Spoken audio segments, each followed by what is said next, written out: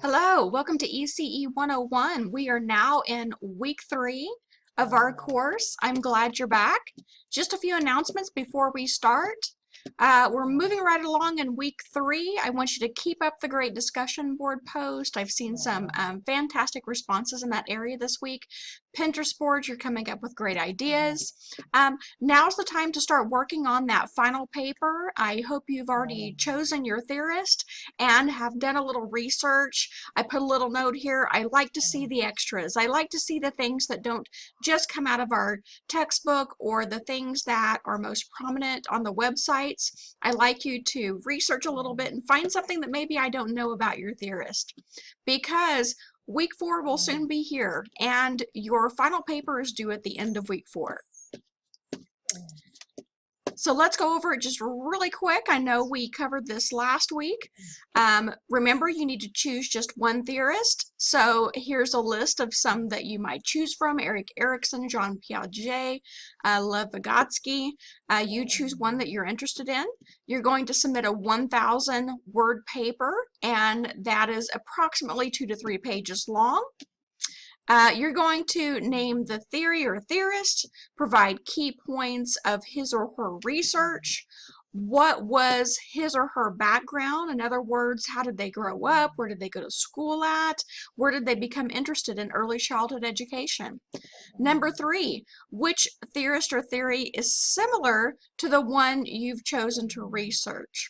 How are they similar? How are they different? So for example, if you had chosen Erik Erikson, you might choose to compare him with Sigmund Freud and come up with their similarities and differences. And then lastly, what are the beliefs of this theorist that you agree with? And what are the beliefs that you disagree with? Okay, I want you to do well on this paper. Our student question of the week was, who should I contact with questions about externship? Externship involves a lot of different, very specific questions. To do that, you should contact Amber Smith. She is our career services representative at Community Care College. Her office is located on the first floor of the building, and I believe she's there Monday through Friday. So her telephone is 918-610-0027, extension 2023. And here's her email, asmith@communitycarecollege.edu. Please remember that you need to contact Amber 6 to 8 weeks before your externship date so that plans can be put in motion. We want you to do well with externship, and it takes time to coordinate, get all the paperwork signed that's needed, get your interview done. So there's lots of things to do. Be sure and contact her 6 to 8 weeks before your externship date. Right now we're going to go over a little bit out of chapter 5, and this is the rationale supporting early childhood education. So in other words, why is ECE so important? Well, if we look at some statistics, here we have, without high quality early education, at-risk children are 25% more likely to drop out of school, 40% more likely to become a teen parent, 50% more likely to be placed in special education, 60% more likely to never attend college, and 70% more likely to be arrested for a violent crime. So high quality preschool education is very important, and it's important for every child out there. I hope that one day we'll see this with every kiddo. The why of early childhood education. Let's go over a few of our influential people in ECE. Our theorists, we covered 3 last week. Let's look at Jean-Jacques Rousseau. This was in the 1700s, 1712 to 1778. They referred to him as the French hippie. He was before his time. He believed that children learned very differently from adults. He believed that play was essential to development as well as exercise. He said, give his body constant exercise, make it strong and healthy in order to make him good and wise. Let him work, let him do things, let him run and shout, let him be always on the go, make a man of strength, he will be a man of reason. And of course, we refer to women as well, although he is just saying he in this explanation. So children need to be playing, they need to be exercising.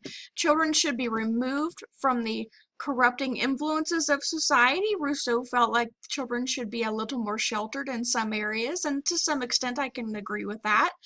He did not believe in disciplining a child. He believed in a child having natural consequences. For instance, if they're climbing a tree and maybe they've climbed too high, and instead of disciplining them, getting them down, he believed in letting them basically fall out of the tree, that they will learn from the experience. Jean Rousseau said, "I am not made like any of those I have seen. I venture to believe that I am not made like any of those who are in existence. If I am not better, at least I am different." So he basically is saying that we are all different. There's no two humans that are exactly alike. Our next theorist, Johann Pestalozzi, was believed to be the father of modern education. He set the basis of how our education is now structured. He was influenced by Rousseau, the previous one. He believed in respect for each and every student. He stressed the importance of the mother and the child's early life, that she was very important. He believed in student-centered, inquiry-based learning with a focus on the children's interests and needs. And you hear these terms quite a bit now in early childhood education, in grade school and junior high and high school. We want it to be very student-centered if possible. The importance of cooperation and communication between teacher and parents, and of course we talk about that all the time. Encouraged active rather than passive learning, so the children being a part of the learning process.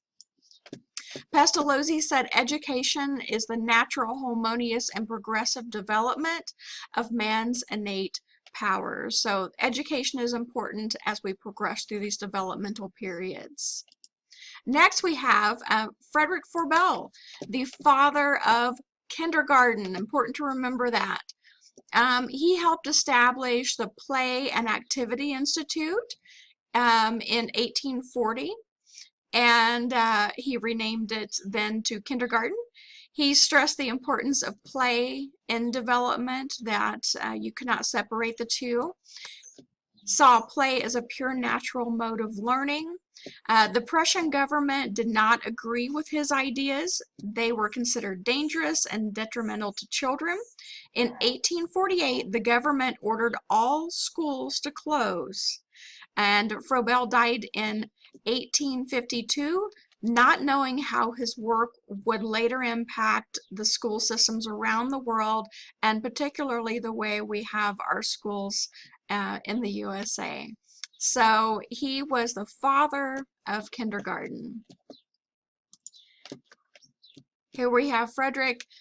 Play is the highest expression of human development in childhood, for it alone is the free expression of what is in the child's soul.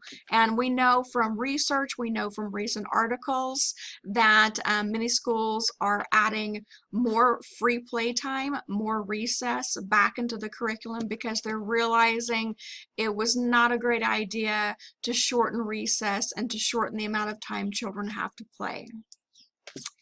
Next we have Maria Montessori, and you'll notice that there are actually several Montessori-based classrooms in your area. I know there are around Tulsa. She was alive from 1870 to 1952. Her methods were based on the principle that young children learn in a way that is fundamentally different from how adults learn. We heard a little bit of that earlier. She believed that children have a very absorbent mind. They have a capacity to learn a great deal in their early years, big focus on ECE. She believed that there are sensitive periods. There are times when children are most receptive to absorbing specific learning. So that material should be presented at a specific time for it to be of highest use. She believed in a prepared environment, carefully matching of the materials with the child's readiness to learn and also with the child's interest. So she was a great influence. Establishing lasting peace is the work of education. All politics can do is keep us out of war. So Maria was a very forward thinker for her time. Next, what are some way we apply some of the theories of this theorist? Well, we do that through curriculum. You'll notice a few of these terms in your e-text. There are, of course, Montessori programs. We have the Bank Street approach, which is a curriculum. We have the cognitively oriented curriculum. We have the Reggio Emilia approach, which is amazing. And we have Waldorf education. We'll be looking at a little bit of those more in coming classes. Rationale supporting early childhood education. Some theorists believe that children's development follows an inborn plan. Others consider that children's development is affected primarily by external factors. Here we're talking about nature versus nurture. We've brought this up in week 2 as well. So as part of your summary that you'll be submitting, please be sure and answer this question. What do you believe and why do you believe it? So you tell me, are you more of a nature person or a nurture person? And then tell me why. And lastly, our question slide. If you have any questions, be sure and contact me, email me, Facebook me. I'd be happy to help out. Have a fantastic week, and I'll see you in week 4.